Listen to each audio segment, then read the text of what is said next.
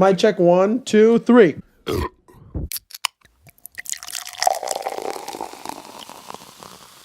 Let's take it next to another upsetting game. We won. That's all I gotta say. Oh. Hijo de puta, pa que vean, Real Betis. We're watching the Real Madrid game live, and as I suspected, Real Madrid are not just got drawn up, and I am expecting a loss from Madrid because let's face it, they are garbage. What sucks is another injury. That's the only thing I want to bring up.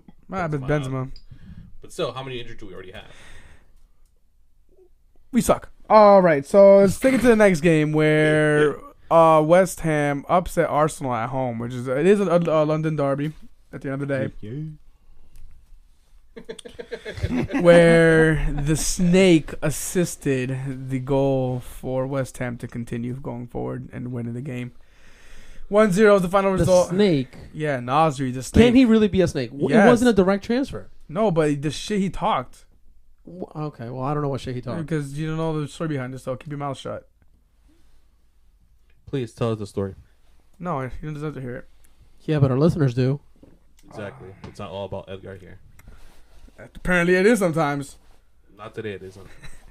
Point is, he left obviously the city back in his day when he was at Arsenal, and he came at the fans directly, saying this is back in the day, you know, the AFTV. I don't think AFTV, Arsenal Fan TV, was like so big back then or was even existing, but he came out and said that the Man City fans are more passionate and more true than Arsenal fans. Seriously? And as we all know, Man City barely have any fans to begin with.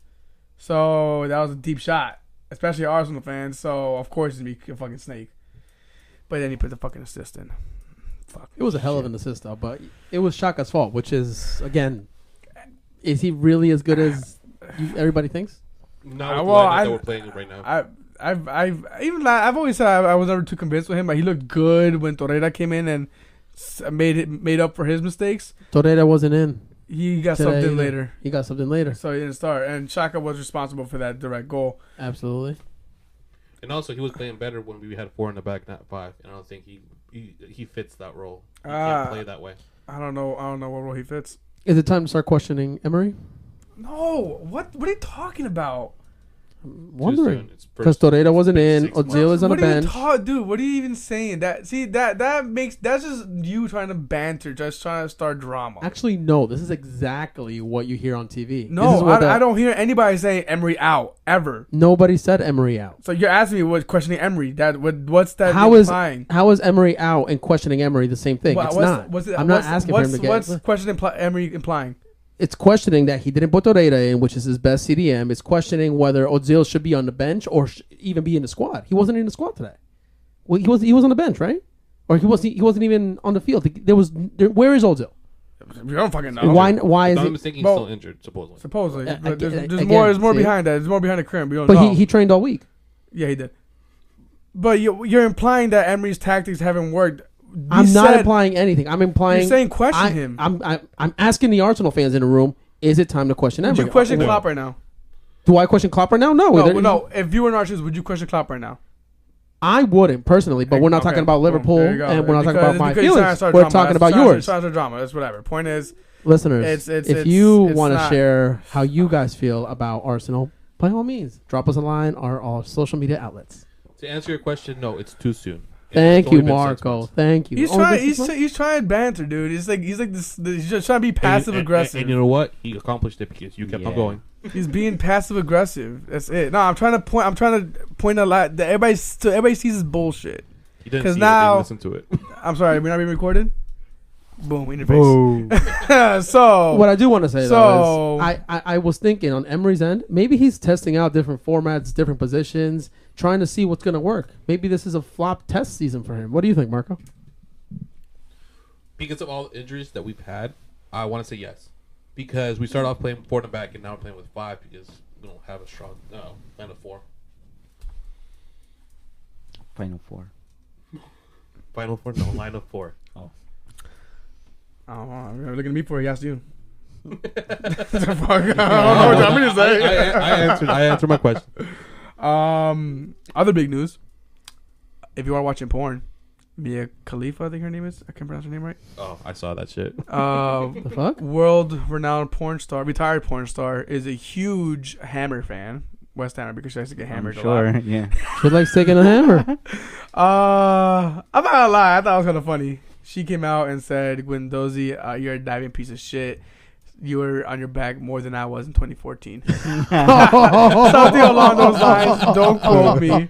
Don't quote me. But that was pretty good. I can attest to that. She I'll wasn't give- her back a lot in 2014. He watched a lot of porn in 2014 Say then, what- I guess. what He's like, the- I can attest to that. Wow. Oh, man. That to me was the biggest highlight out of the game. Was her being a huge fan. She was on Arsenal Fan TV, interviewed a few things with them. Was she really? Yeah. Oh, yeah. Oh, for this past game? Yeah. Oh shit! I need to Yeah. look that up. What'd you say? Oh, no. Well, she explained where her fanship from West Hammers grew. And then it was Robbie trying to convince her to become an Arsenal fan. Good thing he didn't convince her, because then she would have lost her first experience. Not that her first experience was any better, probably, that we know of. I'm sorry, I'm a big fan. All right, so let's go. So you brought it up before. Ozil, he's sitting out. What the fuck? Is he being transferred, or what's going on? At this point, as an Arsenal fan, I don't know. Do you want to keep him? If he keeps up like this, no. Well, who? Because he's not playing, so we don't know if it's his form. That's the thing. I don't understand what the hell is going on. I don't know if it's him not wanting to play. I don't know if it's Emery doesn't want to play him. I don't know if he's actually injured. I don't understand anything. He says he wants to say, but he didn't say it. It was his manager that said it. His manager can say whatever he wants. That doesn't mean that Ozil really said it. Yeah, but that I mean, why would a manager get involved? Whatever. That's There's plenty of managers that get involved. no. I'm saying Just never mind. That's a conversation that doesn't even make sense at that point. But all right, whatever. So Emery needs money at the end of the day. We're not getting any players in. We're getting apparently all loanees. Yeah, if that's gonna happen, we're not gonna get loans. Though. I don't think we're gonna get anything. So we're not getting anything in transfer window? If it's purely loans, We're the pulling people us- that we're pulling the Spurs. yeah, if they're asking for loans, if people don't want to just only want to sell, we're not gonna get shit. All right. Well, that's pretty depressing as an Arsenal fan to hear. But that wraps up those big, I guess, talking points for the weekend in the World of Premier League. On other news, Chelsea beat Newcastle 2-1. Without Hazard, they are shit. I think that's pretty obvious, right? Yep, correct. And Brighton hosted Liverpool, where Salah got the only goal of the game, and is now tied with Aubameyang and I believe Harry Kane with 14 goals each. So where does that leave the league? I mean, we got Liverpool on top, Man City to play on Monday against Wolves, Tottenham in third, Chelsea in fourth, Arsenal in fifth, tied with points on Manchester United. Goal difference and points are equal between Manchester United and Arsenal. So, do you guys think you're gonna end up above them, end up below them? Current form, United are over us. Without a doubt. Do either one of those teams get into top four? Does Chelsea drop out? Tottenham drop out? Because those are really the only two that might drop out. Currently, I could see. Both actually dropped. I can see more Spurs dropping out because of Harry Kane's injury and because Heung-min Son's gonna be out.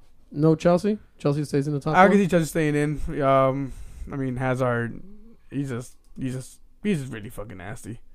Without them, they'd be below top four hands down. But with him, they're up there for a reason because of him. All right, well, I think that wraps it up. I mean, we Well, pretty much know what's going to happen. That's all Prem talk.